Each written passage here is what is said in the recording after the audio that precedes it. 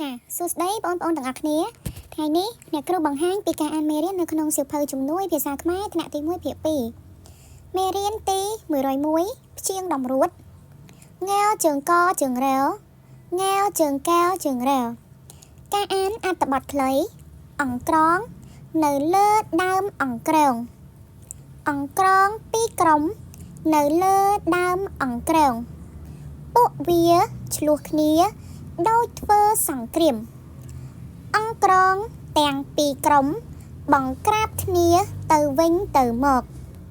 ចាបចង្ក្រង់ឃើញចង់ជួយសង្គ្រោះព្រោះអាណិត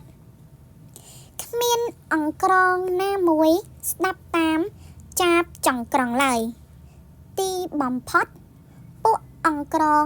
នៅលើចង្ក្រានរបស់ពូភ្លុកបានជ្រក់ពងអង្ក្រង